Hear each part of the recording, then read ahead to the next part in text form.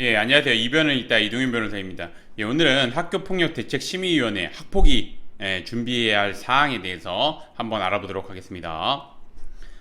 제가 이제 오늘의 주제를 선택하게 된 이유는 이 학교폭력대책심의위원회에 회부됐다며 아니면 학폭위에 이제 가야 되는데 뭘 준비해야 되는지 이렇게 문의를 하시는 분들이 많은데 그거에 대해서 간략하게나마 답변을 드리고자 오늘의 주제를 선택해 보았습니다. 우선 들어가기 앞서 학교폭력 개념을 좀 보게 되면 학교폭력은 학교 내외에서 학생을 대상으로 발생한 상해, 폭행, 감금, 협박, 약취, 유해인, 명예훼손, 모욕, 공갈, 강요, 강제적 심부름 및 성폭력, 따돌림, 사이버 따돌림, 정보통신망을 이용한 음란폭력 정보 등에 의하여 피해 학생에게 신체, 정신 또는 재산상 피해를 수반하는 행위를 의미합니다. 이 학교폭력의 개념을 정확하게 아셔야지 이제 어떻게 대응해야 되는지 방향이 나오기 때문에 이 학교폭력의 개념 좀 정확하게 아셨으면 좋겠습니다.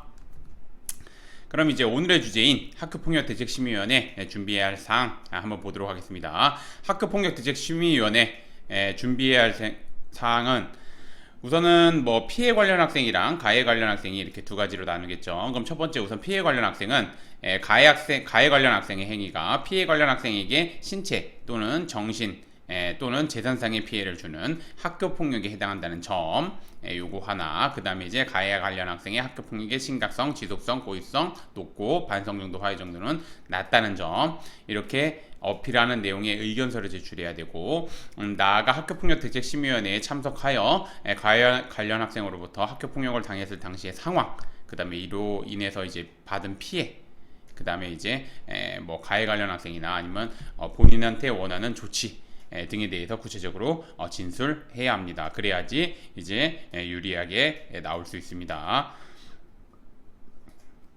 반면 가해 관련 학생은 한번 보도록 하겠습니다. 가해 관련 학생은 두 가지로 대응할 수 있겠죠. 억울한 경우랑 실제 학교폭력을 저지른 경우가 있을 수 있습니다. 그래서 우선 억울한 경우부터 보게 되면 주변 학생들의 진술서, 그 다음에 CCTV 영상, 그 다음에 피해 관련 학생과 주고받은 메시지 내용 등을 바탕으로 피해 관련 학생에게 신체, 정신 또는 재산상 피해를 주는 학교폭력을 행사한 사실이 전혀 없다는 점에 대해서 법률적인 관점에서 합리적으로 주장을 해야 되겠죠. 이거는 지금 다투는 취지이기 때문에 그냥 단순히 억울하다 이렇게 감정적으로 대응할 게 아니라 법률적인 관점에서 합리적으로 주장을 해야지 받아들여지는 겁니다. 그리고 이제 보면은 실제 학교폭력을 저질렀다면 사과편지, 그 다음에 반성문, 학부모 탄원서, 그 다음에 정신과 진료 내역서, 뭐 학교생활 기록부, 피해 학생의 요구사항을 이행한 내용 등 이런 자료를 바탕으로 학교폭력의 심각성, 고의성은 낮고 반성 정도, 화해 정도가 높다는 점에 대해서 적극적으로 어필하면서 3호 이하를 주장해야 되는 이유는 뭐냐면 아실 수도 있고 모르실 수도 있는데 3호 이하의 조치에 대해서는 생기부 기재가 안 됩니다. 그렇기 때문에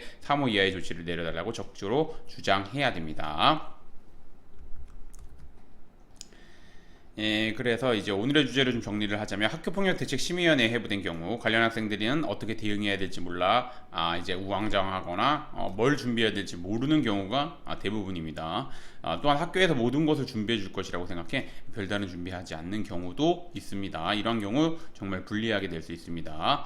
그렇기 때문에 학교폭력에 휘말리게 되면 뭐 피해 관련 학생이든 가해 관련 학생이든 뭐 이제 아무래도 법률적인 부분에 대해서는 이제 변호사님의 도움을 좀 얻을 필요가 있고 변호사님의 도움을 받으실 때 제가 두 가지 꼭 확인하라고 말씀드립니다. 우선 첫 번째 확인하셔야 될 게 뭐냐면 대한변협에서 학교폭력 전문 변호사로 인정하고 있는지 전국에 저를 포함해 가지고 열 몇 명밖에 안 됩니다. 그래서 그거 꼭 확인하시고 두 번째 현재 학교폭력대책심의위원회 위원으로 활동하고 있는지 이 두 가지 꼭 확인하셔서 이 두 가지 요건 충족하시는 변호사님의 뭐 상담을 받아보시던 도움을 받으시던 어떤 형태로든 이렇게 좀 아무래도 조언을 받아가지고 진행할 필요가 있다는 거 다시 한번 말씀드리겠습니다.